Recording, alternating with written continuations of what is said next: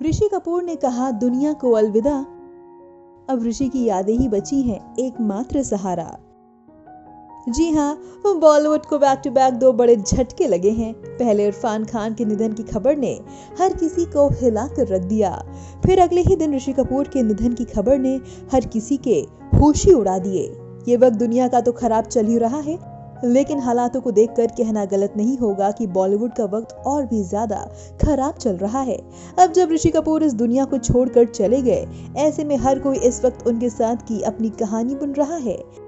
अमिताभ बच्चन ने ट्वीट कर ऋषि कपूर के मौत की खबर सबसे पहले दी थी और अब अपने ब्लॉग के जरिए ऋषि कपूर के उन किस्सों को पहली बार बुना है जो उनके अंदर शायद बरसों से रहा होगा, और आज उन्होंने अंदर सारी दबी हुई बातें कह डाली हैं। अमिताभ ने ये भी बताया कि वे ऋषि कपूर से मिलने कभी हॉस्पिटल क्यों नहीं गए। ऋषि कपूर के जाने के बाद अमिताभ ने उनके लिए लिखा है ये ब्लॉग। मैंने उन्हें उनके घर चेंबूर स्थित देवनार कॉटेज में देखा। चिंटू बहुत ही एनर्जेटिक, चुलबुले थे और उनकी आंखों में शरारत था। उस शाम को राज कपूर जी ने मुझे अपने घर पर आमंत्रित किया था। इसके बाद उन्हें अक्सर देखता आर के स्टूडियो में अपनी फिल्म बॉबी की तैयारी करते हुए।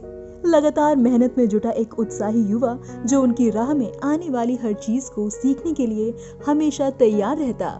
राज जी का विशाल और लेजेंडरी मेकअप रूम और इस कमरे के अंत में फर्स्ट फ्लोर वाला कॉरिडोर। चिंटू जी बिल्कुल कॉन्फिडेंट होकर चला करते थे, लंबे कदम और ठीक अपने दादाजी पृथ्वीराज जी की जैसी स्टाइल। उनके इस कदम को मैंने उनकी पिछली फिल्म में नोटिस किया था।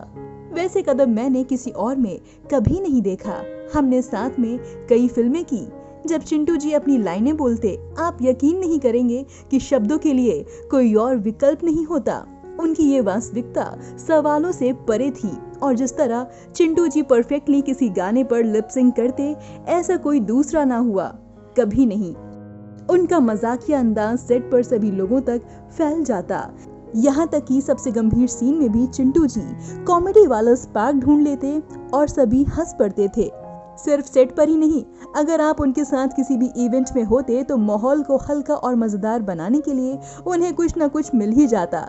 जब शूटिंग के शॉट रेडी होने में वक्त होता तो चिंटू जी खेलने के लिए कार्ड्स ले आते थे या फिर अपना कॉम्प्लिकेटेड मैटल बोर्ड ले जाते और दूसरों को भी खेलने के लिए बुला लेते, और फिर ये केवल फन नहीं रह जाता था बल्कि सीरियस कंपटीशन हो जाता था।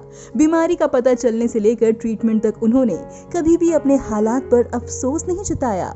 हमेशा कहते जल्द ही मिलते हैं, हॉस्पिटल में रूटीन विजिट है, जल्द ही लौटता हूँ। अमिताभ बच्चन ने उनके चेयरफुल अंदाज को बयां करने के लिए फ्रेंच फ्रेज का इस्तेमाल किया है। अमिताभ बच्चन ने आगे लिखा, जिंदगी की भरपूर खुशियां, वो जीन जो उन्हें अपने पिता से मिला, legend, the ultimate showman, iconic Raj Kapoor. मैं कभी उन्हें देखने हॉस्पिटल नहीं गया।